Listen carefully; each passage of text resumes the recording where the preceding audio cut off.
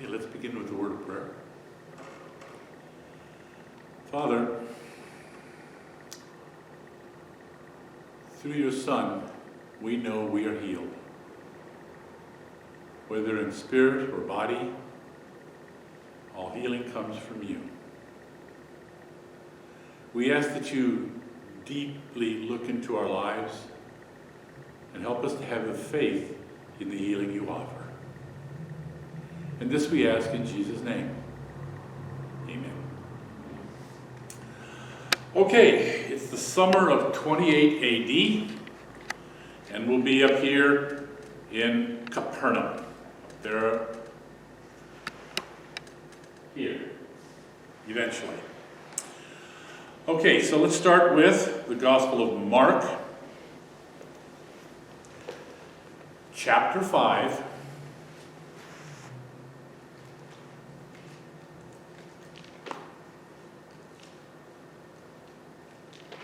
And we'll start at verse 21. And the first reader simply read 21 through 23. I got it. I can get it. Okay. When Jesus had crossed again in the boat to the other side, a great crowd gathered around him, and he was by the sea. Then one of the leaders of the synagogue named Jairus came, and when he saw him, fell at his feet and begged him repeatedly, "My little daughter is at the point of death. Come and lay your hands on her so that she may be made well and live." Okay, that should be the end of verse 30 through 23, right? Mm-hmm. Excellent. We'll stop there for the moment. All right, what did you notice? Well, so you had a leader of the synagogue coming to Jesus. Yeah. Bit unusual. That's interesting right there. I mean, let's put it this, a small town, and Jesus is an itinerant teacher, rabbi, and now this official person comes and encounters Jesus and makes a request of him. And at his feet, which would imply he's humbling himself. Correct. Yeah, how many times have you fallen on your feet and somebody else and bowed down to them? We try not to do that too often in this culture. Okay, so you have a real leader of the community acknowledging Jesus as his superior. Okay? Anything else you notice? Well, clearly he was afraid his daughter was at the point of death. Okay, his name is Jairus. At least that's how I've always pronounced it. And there seems to be something, now, why she was dying, we don't know. What her illness was, we don't know. It wasn't an accident, or he would have stated that way. It was she was dying of something. Well, they had all those fevers, and they had nothing to treat it with. Yeah, I wouldn't say they had a great medical profession. Okay? But they were one step above voodoo, so don't worry about it. Well, so we have been in the presence of a dying person. Okay? You feel it coming. You know it's coming. And it gets to the point where you're saying maybe 24 hours, maybe 5 hours, something like that, right? Yeah. And you just went through that. And we also know that childhood mortality was hugely high in these days. It's true. It's very true. A lot of it was by accidents, but there was a lot of diseases and unknown illnesses. So he must have been watching this process for some time. That would be my guess. Such that she has now reached the weakness, that point where he says, I have to do something else. Now, what could he have done up till now? What's the first thing you do when you have an ill child? Go to the priest. You go to someone else. If you're Jewish. Right. Yeah. You go to your rabbi or whomever. But you better seek out medical help. So you seek out women who know what they're doing and have put up with this kind of thing over their life and watch And the home remedies that you all know the home about. remedies and stuff. Then when you get desperater, More it's desperate, probably not a word. desperate. Yeah, I'm sure. More desperate. You you go then to seek professional help. Okay? So probably since he's a leader, he's probably got more financial support than many, right? Where would he go for help? Yeah. In his particular location, we would have no way of knowing. Well, there might be someone in Capernaum. It's a pretty fair-sized village. Mm-hmm. Okay?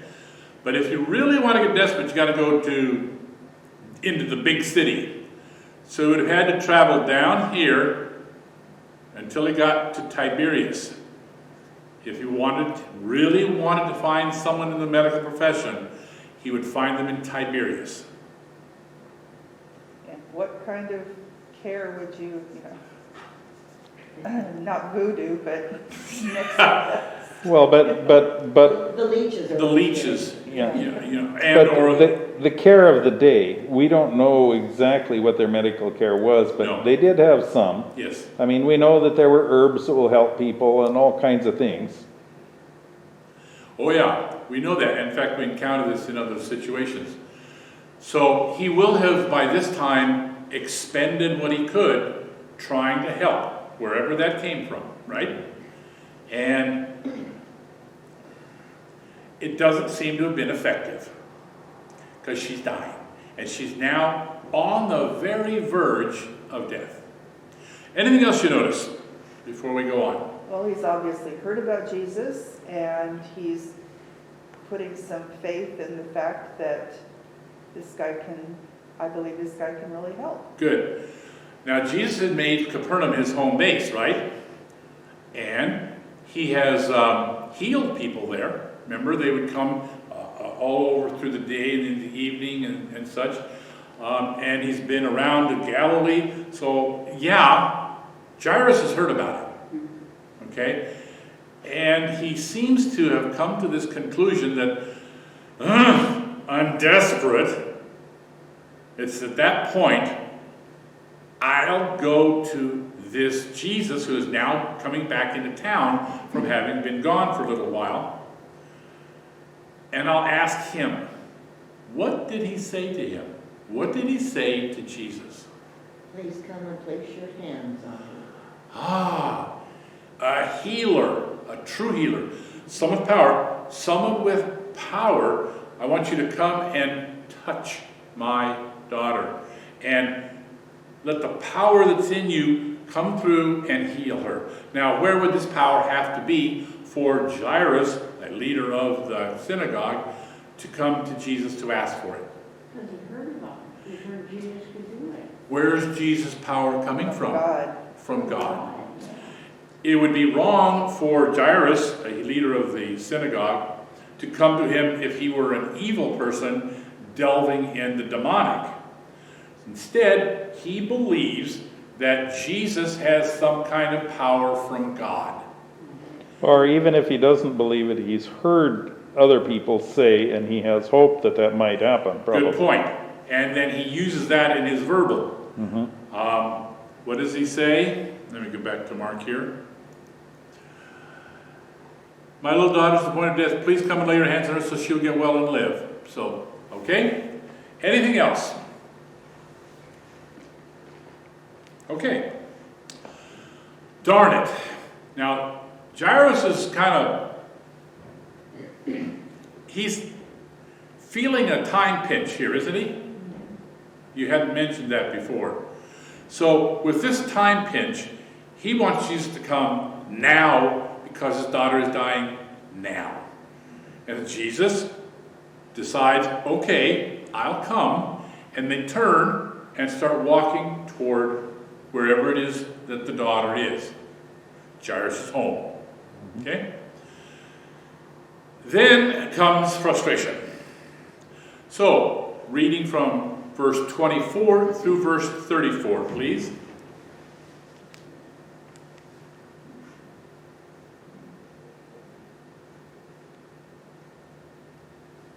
Chapter 5. I'll go ahead and take out. Thank you. 24. Jesus went with him, and all the people followed, crowding around him. A woman in the crowd had suffered for 12 years with constant bleeding. She had suffered a great deal from many doctors, and over the years she had spent everything she had to pay them, but she had gotten no better. In fact, she had gotten worse. She had heard about Jesus, so she came up behind him through the crowd and touched his robe. For she thought to herself, "If I can just touch his robe, I will be healed." Immediately, the bleeding stopped, and she could feel in her body that she had been healed of her terrible condition.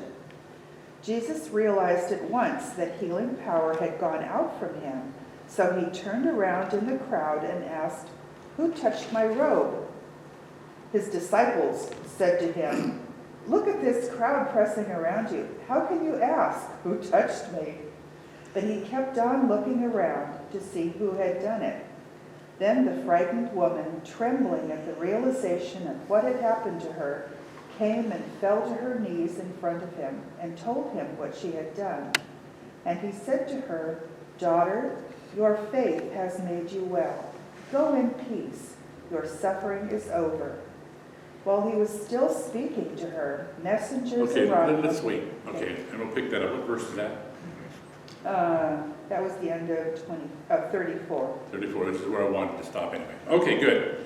All right, so what's happened? What did you notice?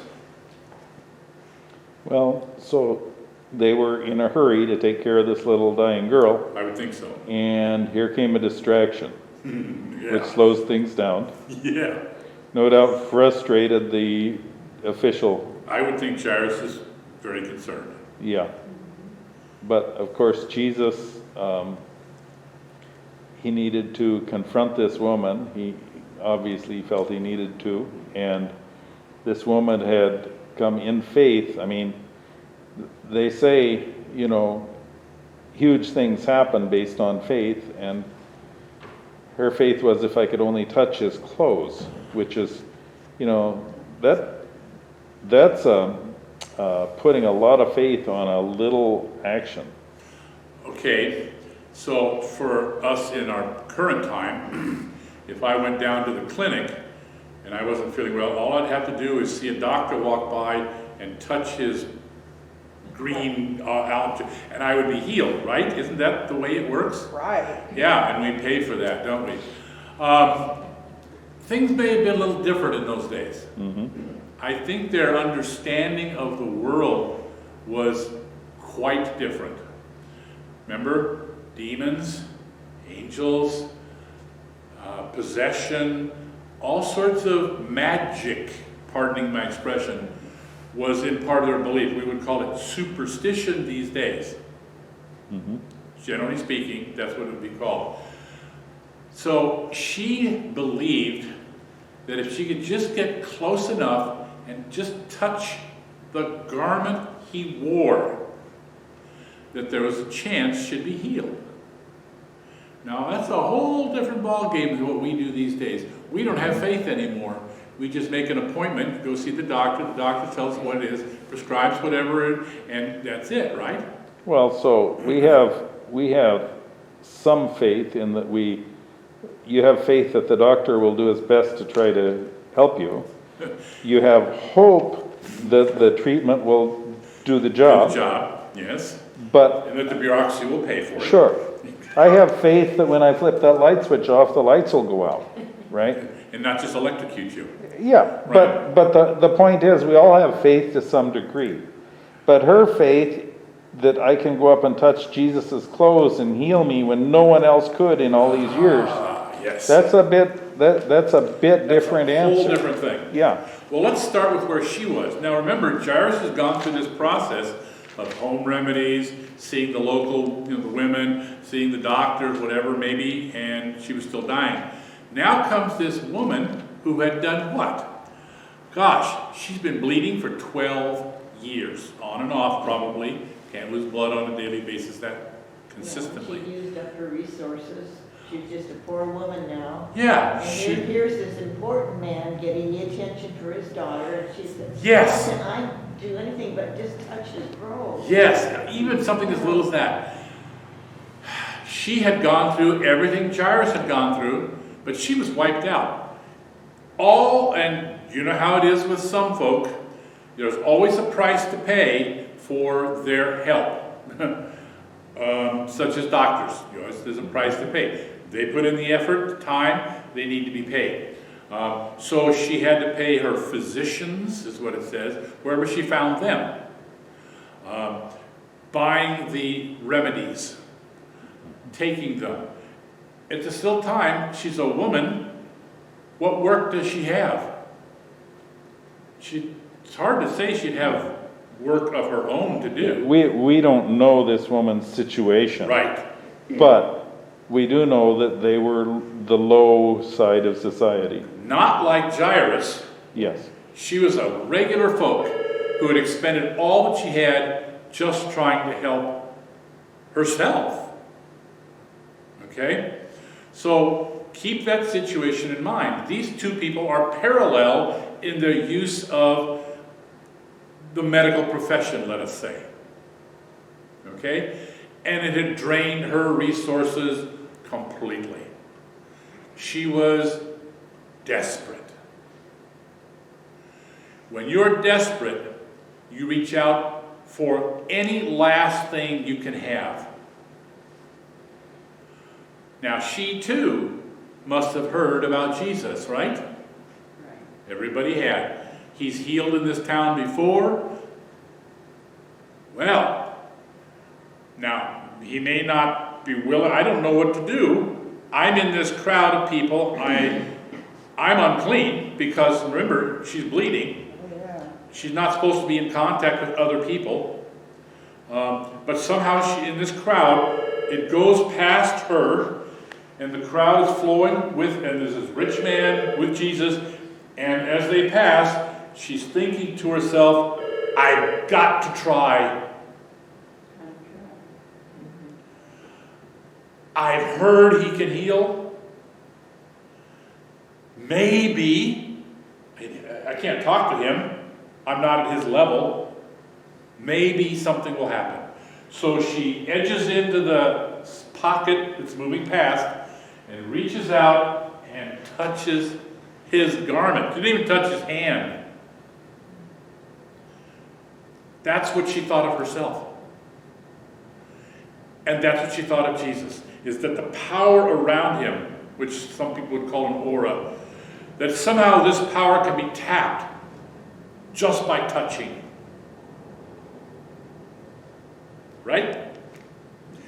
Anything else about that situation that strikes you? Well, something I'd like to interject, and I wish I had the background to know if this is actually true or not. Okay. But I was talking to someone one time, and they had contacts in the Messianic community. Mm-hmm. And something that's like second. The Messianic community are those who believe Jesus was the Messiah, but they're Jewish still. Go ahead. And she was told that the tassels on the robes Yes. were referred to as wings. Okay. And so the deal was that this woman was going back to Malachi 4:2, but for you who fear my name, the Son of Righteousness will rise with healing in his wings. So this is the guy. This is where the healing would be in the And tassel. so if I wing. could just touch that. So I mean, I hadn't heard of that. That's good. yeah, I don't know. I like Done that. Either way, it would be in that which is reaching out from the righteous person anyway. And just to touch that, or maybe even just get close to that, might work. Excellent. Okay. And then, of course, he felt the power going now out, which that's we've something never else. heard before. Yeah, let's try this one now. That's different. What about that is of interest to you, that he felt the power going out of him? He felt drained? Well, yeah, and maybe he did before, but he was always in control of it before. This was Good point. Well, we don't know what sensations Jesus had, bodily sensations or whatever. We don't know that, except to know that he was human. Thank you. But when I see this, I think, in my mind, one of the reasons that he reacted like this was because He needed to highlight what had just happened. Very good. Excellent. He wanted to call attention Yeah. to what had just happened. And that's excellent. But even so, he felt the power go across him. I didn't say he felt diminished, but he felt some power go out of himself. And he must have decided, this is a time I want to call attention to this for whatever reason. He's knowledgeable. He's not stupid. He knows what's going on. He's very sensitive to what's going on. So he stops in this bubble, turns around. Oh, come on. Now this has got to throw you off. He goes, who touched me? Now I think you thought that Jesus knew everything, right? All things are in that little human brain of his. Well, he might have known who touched him, but he wanted her to admit it. Okay, maybe he did. Maybe he, as he was passing, saw the peripheral coming out and touching, or maybe he didn't. It's hard to tell It's what questions Yes. that might come from Jesus that are for our benefit. They are for our benefit. Yeah, but we Yes. don't know that, we don't really know what he knew, we only Right. know what we're presented. Correct, and that's what I want to live with, is what we're presented. He did this maybe for the disciples. Mm-hmm. He turns around and says, who in all this crowd touched me? And what about that disciple response? Duh! What? And that says something about the disciples. Mm-hmm. If he had been losing power or passing out power before, they weren't aware of it. They didn't know he was this sensitive, or that he would care, maybe. I don't know. So, I think he also wanted to show you have to be truthful. a little honesty is a good thing too, isn't it? She felt healed, didn't she? Or something, right? Yeah. Before he ever confronted her, didn't she? Yeah. She felt it right away. But then he turns around, says, hey, who did it? The disciples go, duh. And she steps forward anyway. Would she be unhealed if she didn't? I don't know. I doubt it. I doubt it. She drops to her feet and she drops to her knees and she says, I did it.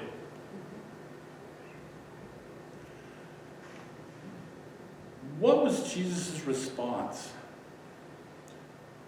Did he say, excuse me, you aren't supposed to do that without my permission?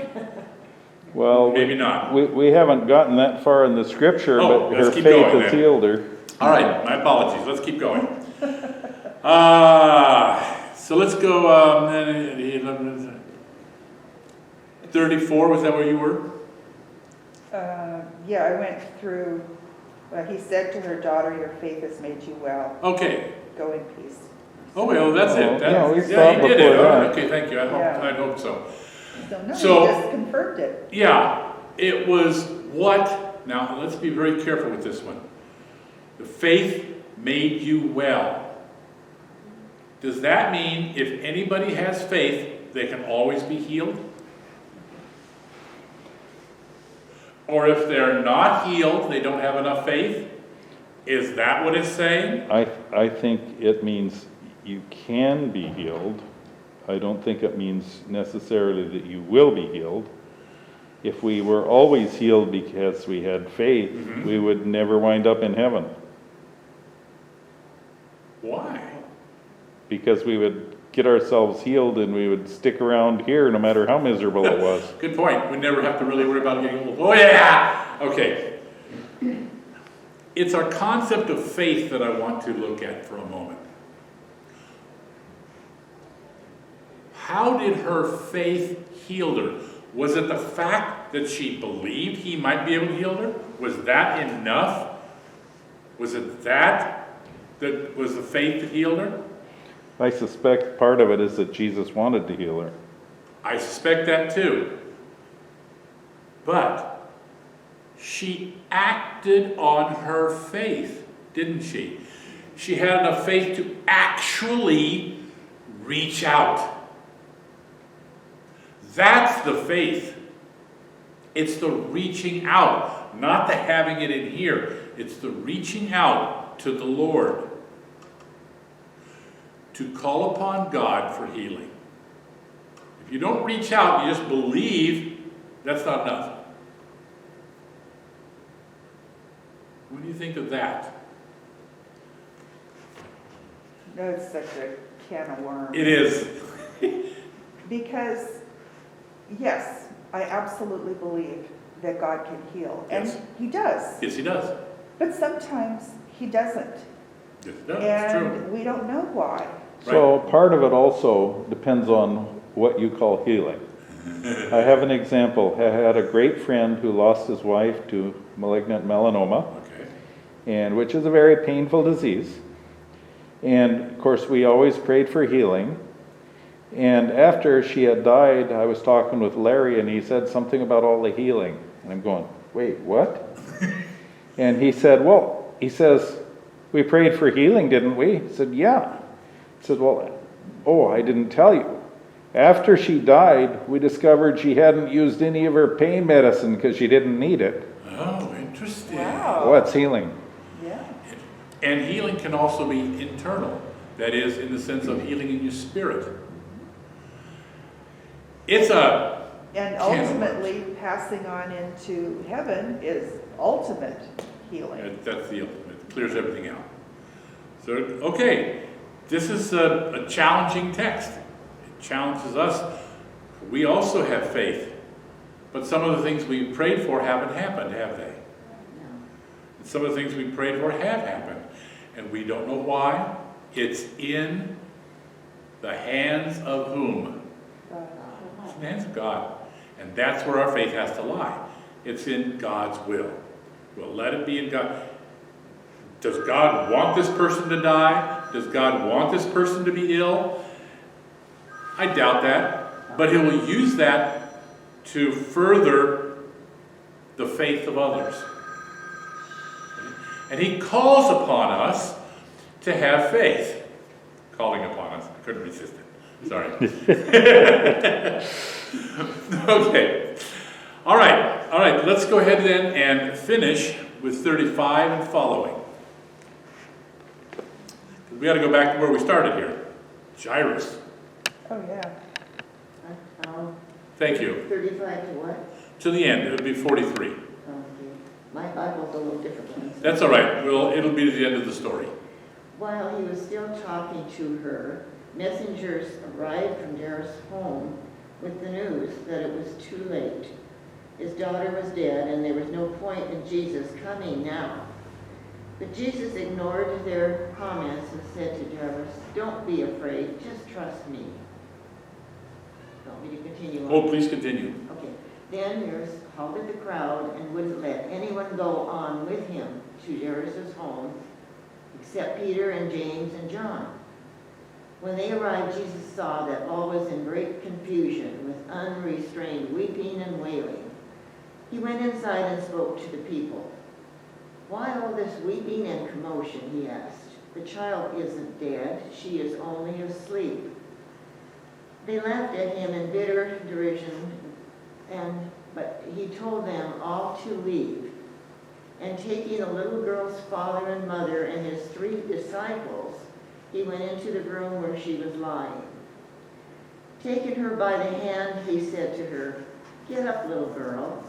She was 12 years old, and she jumped up and walked around.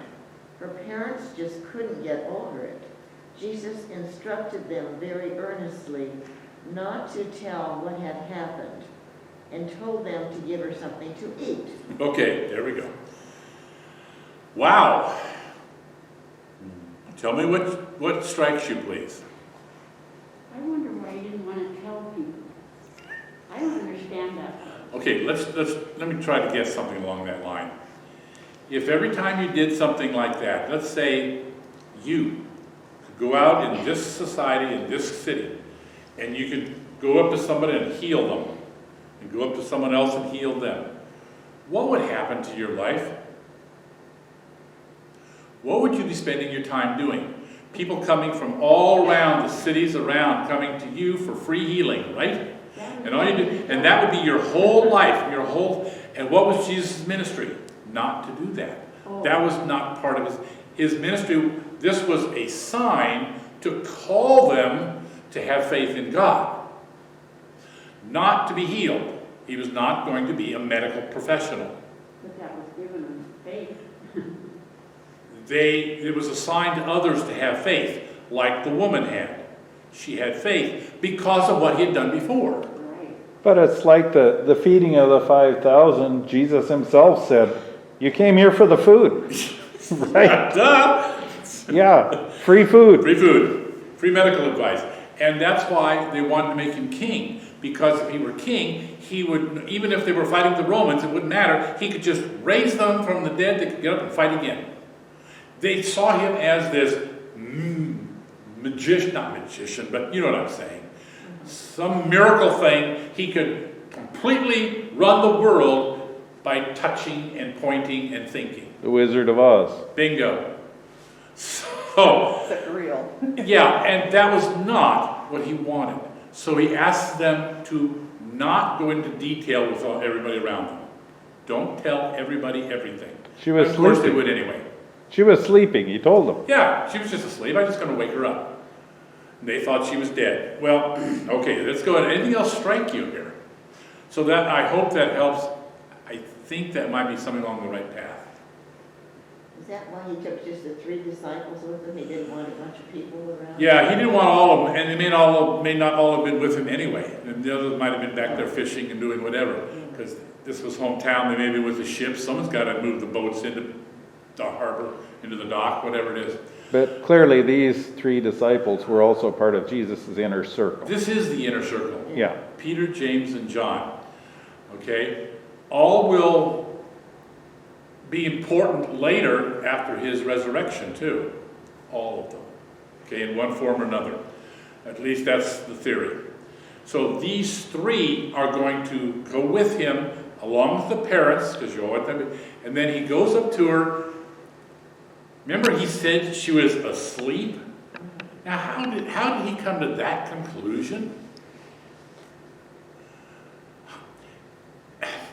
They're all saying she's dead. He was told by Jairus she's dying, and please come.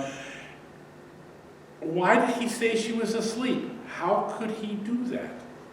That's pretty out front if he's wrong. In my mind, an explanation that he might think would satisfy people after the event that's going to occur. He looked ahead. Yeah. He knew he had the power to bring her back, even though he has not seen her yet. Mm-hmm. Okay? So this was his setup to make sure that the talk wasn't going to go too heavily later. Right? That's what it sounds like. So he says, chill out. She's just asleep. You've misinterpreted. Then he takes just these few in. He doesn't take time to examine her and go through all these rigmaroles and raising his hands and, praising God. He just goes to her, takes her by the hand, and says, Tabitha, hey, get up. Come on, come back. And she did. And then she got up.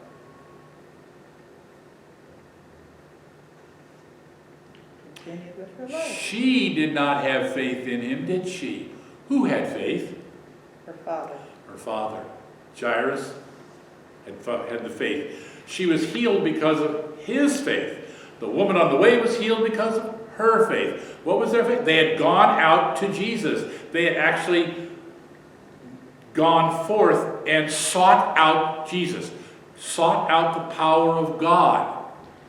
Not just sitting home waiting for it to happen. So is there any difference between that and you and I praying for our children? It's still, it's to try to benefit them on our behalf or at our request. Yeah. The prayer that you offer should always be concluded as Jesus offered his prayer. But not my will, but thine be done. What is the will of God in each of these situations? What is the will of God in the life of your daughter, your son, your parents, your friends, your spouse? What is God's will, not your will? Yeah, and we can't know. We constantly pray, oh, let us have the healing.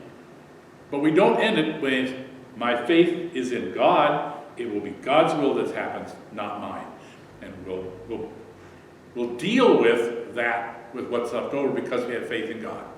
I guess in my prayers, it's always the presumption that it's, if God wills, this might happen. But the presumption is that it's always, it's up to God ultimately. I'm just Everything is. begging. Right. Most of us, here's the standard question is, did God will her to die? Or not will her? See, what is the will of God? Is to have faith. Is to bring faith to others. Well, in this case, it may all have been to highlight Jesus and his ministry. We don't know. Is to highlight God, Yeah. not Jesus. Well, okay. He Jesus always says- glorifies God, the Father. Right, but I'm referring to what God does. Ah, true. Okay. Yeah, God was approving of Jesus, Yes. his son. Absolutely. And Jesus trusted God enough to go, she's just asleep. Yeah. She's going to get up. And now we can get into the theological argument, or it shouldn't be an argument. I don't think that when you're talking about Jesus, you are talking about God. Yeah. It's a discussion let's not have at this moment. Yeah. But yes, he is in the same, at the very least, he is doing the will of his Father. And he is committed to that, and he trusts his Father, as we need to trust our Heavenly Father. Okay? Through all the perils and the troubles of life, regardless of what ends up happening, we always should put it to the glory of God, whether we like it or not. Am I right? Yeah. Oh, yeah. It hurts sometimes, doesn't it? But let's have faith in God. Okay. Any question about this? Anything else? All right, then let's go ahead and get started. I'm not going to have you do another reading yet. Having returned to Capernaum from the village of Bethsaida, where they were after they left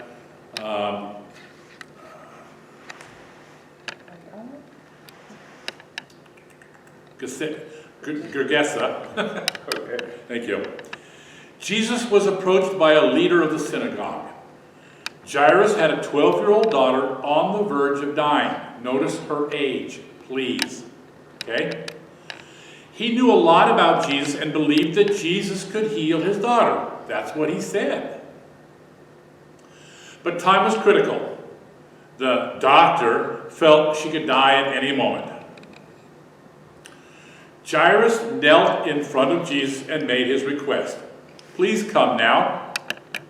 I believe that if you lay hands on her, she'll recover. Again, touching, said Jairus. So Jesus immediately followed. And so did the curious crowd. Many in the small town knew what was happening. Jesus was becoming quite well known. Yet, in the crowd was a woman, now listen, who had spent the last, how many years? 12 years with the hemorrhage of blood that had made her a virtual outcast. She had tried every possible cure recommended by her neighbors and the doctors, but despite the cost, she was no better off, and in fact it says she was worse off. Meaning simply it had progressed to giving her, reducing her health even more. She also had heard of Jesus. She also believed that he was the conduit of God's power. But this was the first time that she'd been this close to him. That's my guesstimate. If I touch him, then God will heal me, she thought. So just as Jesus passed her, she got in behind him, reached out, and touched the tassel of his cloak. Then she stopped. The crowd flowed around her and moved between her and Jesus, but she could sense a change in her body, and she knew that something had happened. She believed that she had been cured. Jesus took a few more steps, but he also sensed a change. Jesus stopped and then turned around. Looking around at the people, Jesus asked, "Who touched me?" Peter did not understand. "In this crowd," he asked, "you must be joking." But Jesus was serious, as his face made clear. He wanted to find the person who had the faith to draw on God's healing power. I suspect it was Peter here because Peter constantly steps out wrong. This is his personality. So forgive me for that. Jairus immediately became nervous. This delay was not good. Time was critical. The disciples, as usual, had no idea what was going on. They had not sensed the power of the woman's faith in God. She had power too, didn't she?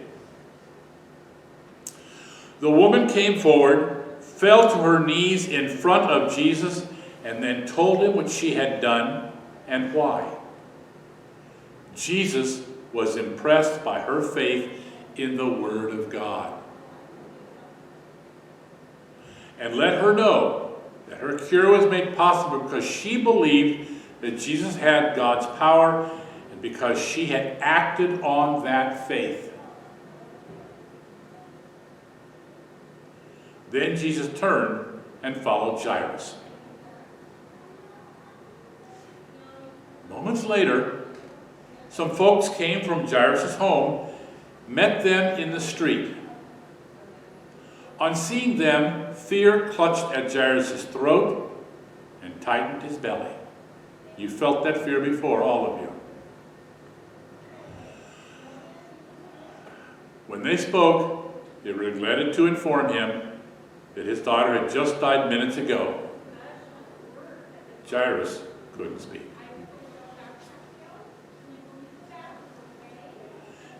Jesus encouraged Jairus to continue to believe despite appearances, and they continued on to the house where the family was mourning her passing. That's cultural. Jesus put everyone out of the house and took the parents and the 3 disciples, Peter, James, and John, inside with him. Jesus then took the girl's hand and he commanded that her spirit return. Her eyelids fluttered open, and Jesus helped her to sit up. Jesus then suggested that she be given something to eat, like chicken soup. It would prove to her parents that she was not just a spirit. That's very important, people. They believed in spirits like this coming out and demons and stuff. Then Jesus and the disciples left the house. Remember, when he came back to be with the disciples, they thought he was a spirit. They asked, and he ate some fish with them to prove he was not just a spirit. Any questions, thoughts, or comments on the story?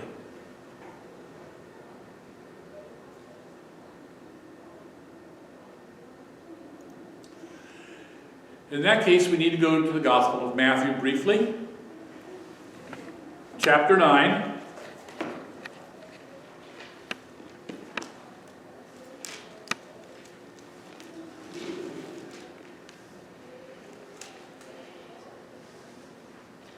And picking up at verse 27, please.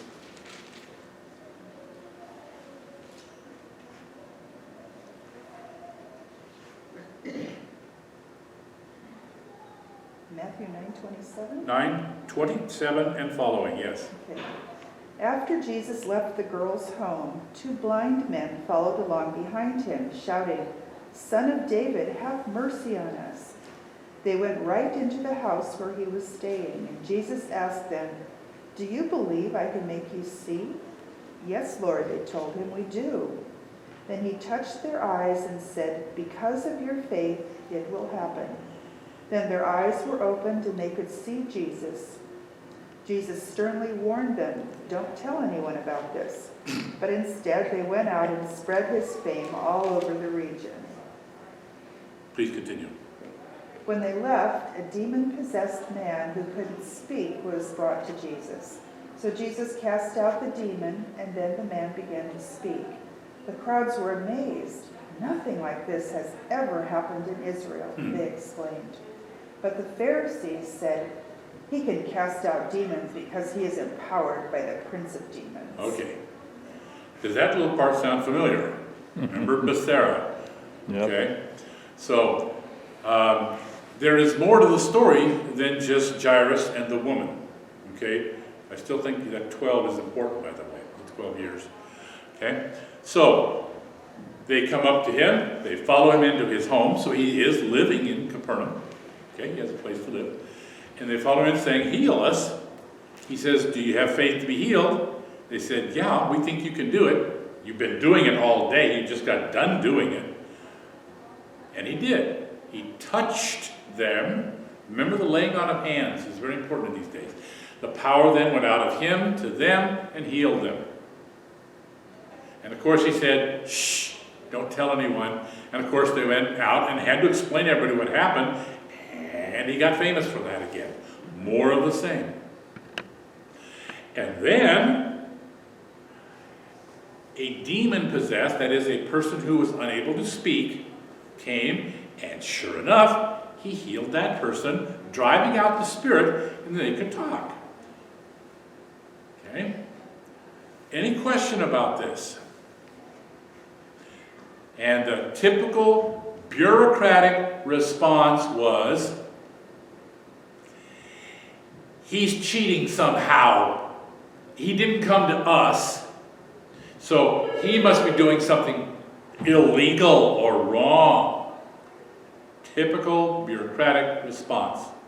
It's almost like our medical professor says, "There's nothing from Chinese medicine that could help. They don't know anything because they don't use drugs the way we do.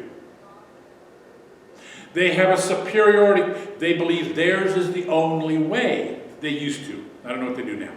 Okay? That's what happens here. We are the conduit of God's authority. They should come to us. Jesus must be doing it through some other means because he's not doing it through us. He's not one of us. Is that thinking that you get from them? Oh, yeah. Oh, yeah. And it's typical. And it's interesting that it's the blind men who recognize Jesus as Son of David. Yeah. Basically you're saying Messiah because... And the blind men see Jesus as the Son of God. All this is done for a purpose, to bring the glory to God the Father. All of it. Not to Jesus himself. Okay? Good. Anything else strike you? Other than we know that the Pharisees, and for that matter all of the rulers of Jerusalem, were afraid of anything that might consider an insurrection. Yes.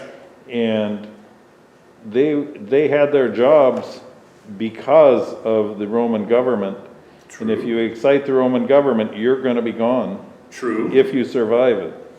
And if this guy can heal everybody, can feed everybody, can bring them back from the dead, who worries about Rome? Yeah. Let's have a resurrection, a revolution. It's perfectly okay. We'll be fine. They had right to be concerned. But the religious leaders is what concerns me here. Mm-hmm. They want to have control. Mm-hmm. They are the only conduit for God's blessings. So, throughout our history, beginning with Moses, that line of people were the conduit. Yes. And yes. They were probably felt very secure in the knowledge that if it doesn't come through us, it isn't right. Oh yeah. If you're not doing it our way, you're doing it wrong. Yeah. You must be the power of evil. Yeah. Absolutely.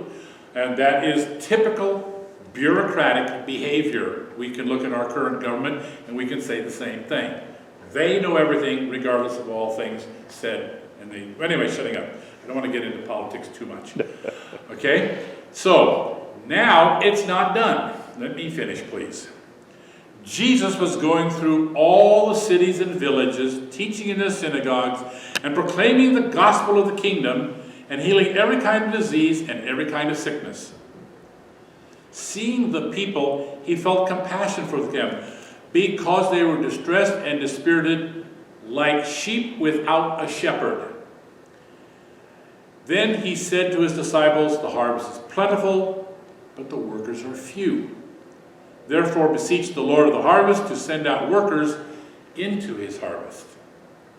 What's that all about? Well, Sheep without a shepherd. Does anybody know anything about domestic sheep? They're Well, stupid. Duh. yeah. You have goats to lead them. Yeah. You always have a few goats in your herd to actually lead them. Bells. You have to have dogs to push them. It's like they are stupid beyond belief. I shouldn't call it stupid. They are inexperienced. They are naive beyond belief. As are we. Go ahead. Clearly, the process that domesticated sheep made them act in Yes. a certain way. Yes. And so that's where the herd mentality comes from. Yes. And they're herd animals to start with, even in the wild. Yes. So it's no surprise that we diminish certain parts of them in order to enhance our ability to control them. Yes, and all we have to do is get them to do everything we say and get them into the habit of doing that, and then we can control them. Right? But people, sheep without a shepherd, that comparison, Yeah. well, it might be a good comparison. It's a little different in that the people think they know more than they do. At least I find myself in that position Okay. sometimes. You mean but when encountered by your doctor, don't you always just do whatever they say? Never mind, shutting up. Sorry, I shouldn't have gone there. It's demeaning to be thought of as sheep. Yeah. Okay? And some of us aren't. We're kind of rebellious sheep, you might say.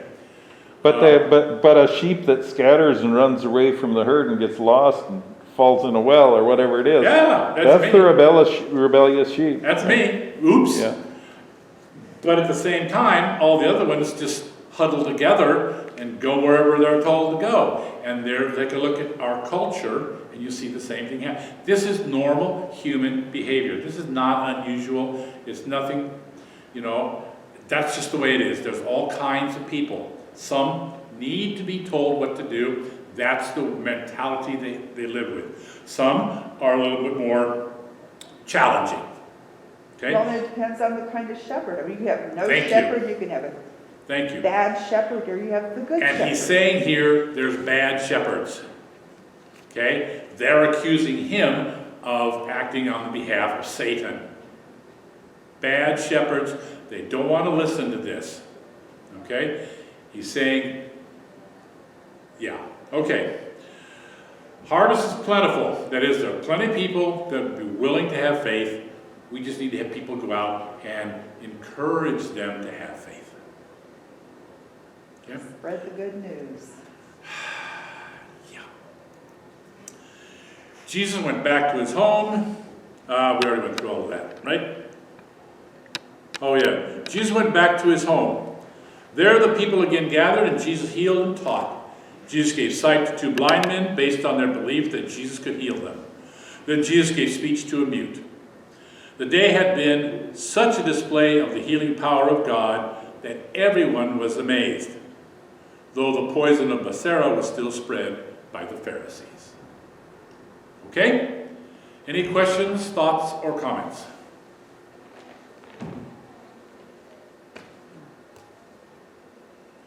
The next time we get together, Jesus is going to be rejected at home.